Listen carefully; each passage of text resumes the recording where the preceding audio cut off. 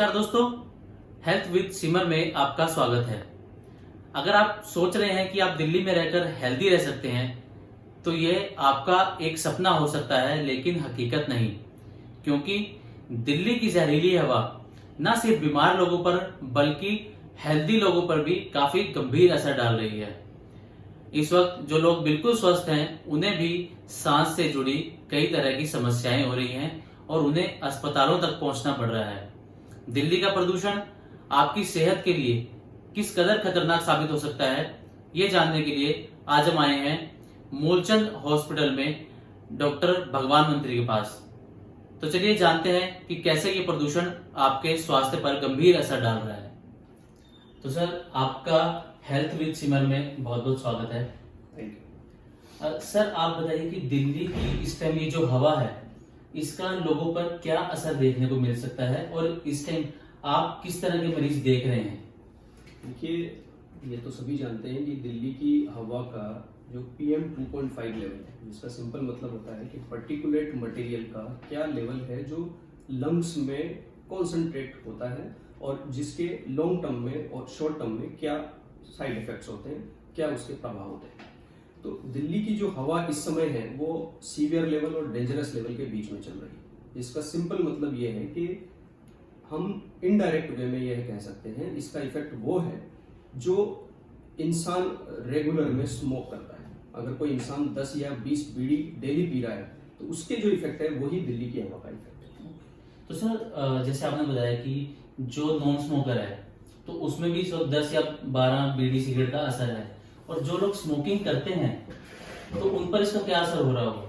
देखिए, स्मोकिंग का जो है इफेक्ट ओवरऑल लंग पे नंबर ऑफ ईयर्स और number of bidis per day, दोनों के मल्टीप्लिकेशन इफेक्ट होते हैं। अगर कोई इंसान 10 बीड़ी डेली पी रहा है वर्सेस कोई इंसान 30 से 40 बीड़ी डेली पी रहा है, तो फिर जो है हम ये बोलेंगे कि इफेक्ट जो है, जो ज्यादा बीड़ी पी रहा है और ज्यादा ईयर्स के लिए पी रहा है उसमें ज्यादा सीवियर इफेक्ट होंगे।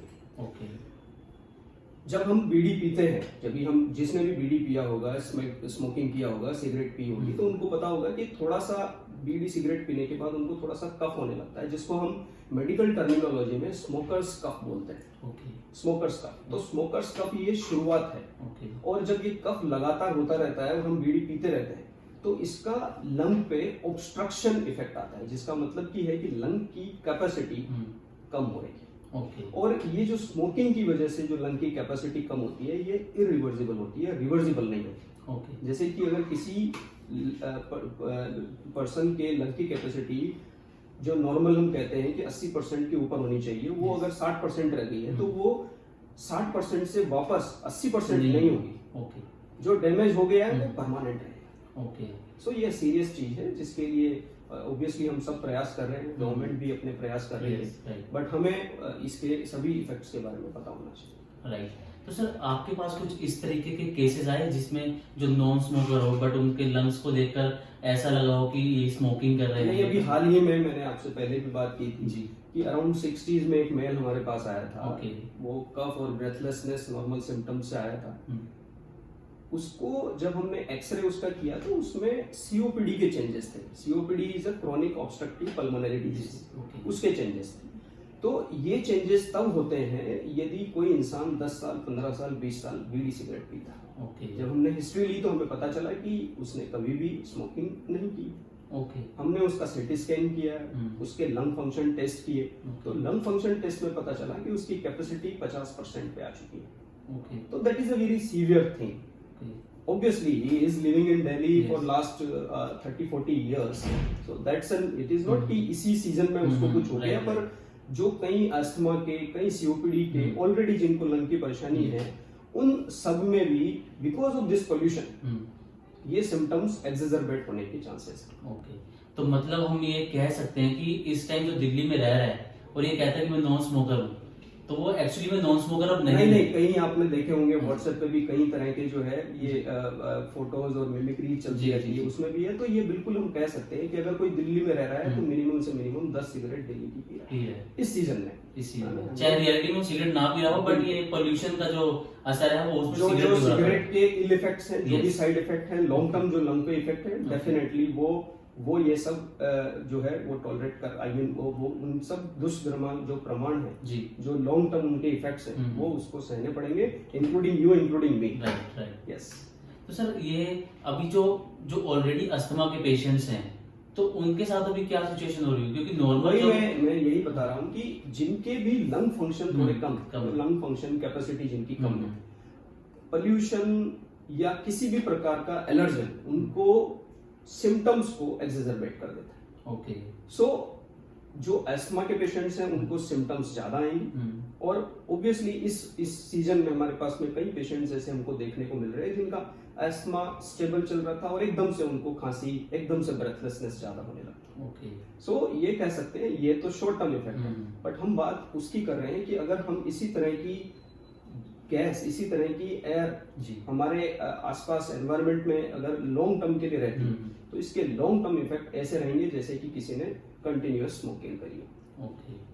अच्छा सर, हम पोल्यूशन में कहते हैं कि हम सरकार से कहते हैं कि सरकार काम नहीं कर रही, पोल्यूशन कम नहीं कर रही, इसमें पब्लिक की भी तो कोई जिम्मेदारी है, तो पब्लिक किस तरीके से जो है पोल्यूशन को कम करने? देखिए इसमें दो तरीके से बोलेंगे हम, जब पोल्यूशन के इफेक्ट और उसके प्रिवेंशन की बात करें तो पहले तो हम अपने हिस्से का पोल्यूशन कम करें।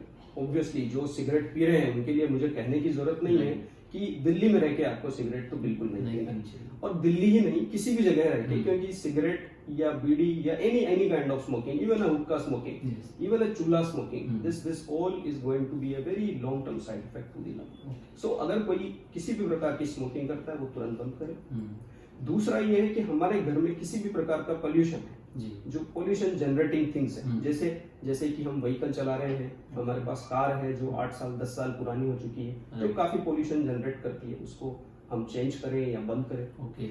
ये हमारी तरफ से कुछ साइड जो इफेक्ट है जो हम पोल्यूशन को कम करने के लिए प्रयास कर सकते हैं। दूसरा हमको ये देखना है कि हम प्रिवेंशन, अपने आप को कैसे बचाएं और लॉन्ग टर्म हम इसका किस तरह से ख्याल रखें।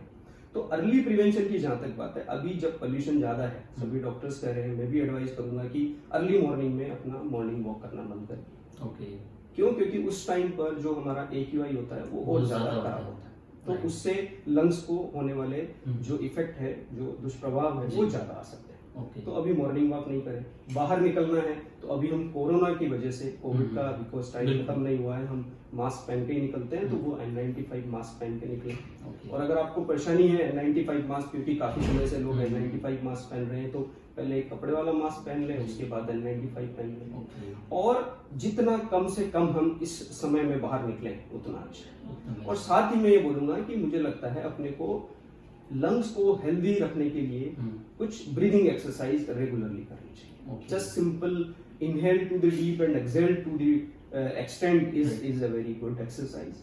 और साथ में दिल्ली वालों के लिए मेरी एडवाइस है कि हम अपना लंग फंक्शन टेस्ट जरूर करें। जो भी दिल्ली में 10 साल से ज्यादा हो गए हैं जिसको रहते हुए, अपने लंग फंक्शन टेस्ट जरूर करा के यह देख लें कि उनके लंग फंक्शन टेस्ट में कोई कमी तो नहीं आ रही है, उनकी कैपेसिटी में कोई कमी तो नहीं आ रही, ताकि कुछ प्रॉब्लम हो तो टाइम से उसका ट्रीटमेंट किया जा सके। बिल्कुल। तो अगर आप भी दिल्ली में रहते हैं, ये पिछले 10, 15, 20 साल से दिल्ली में रह रहे हैं और आप ये कहते हैं कि आप नॉन स्मोकर हैं, तो ये आपको शब्द भूल जाना चाहिए मेरे ख्याल से, क्योंकि अब आप नॉन स्मोकर नहीं रहे हैं, क्योंकि जो दिल्ली की इस वक्त स्थिति है। और जैसा कि सर ने बताया कि आपको अपना लंग फंक्शन टेस्ट जरूर कराना चाहिए, ताकि अगर कोई प्रॉब्लम हो तो आप समय रहते उसका ट्रीटमेंट करवा सकें। इसी तरह की और भी जानकारी के लिए हमारे साथ जुड़े रहिए हेल्थ विद सिमर में।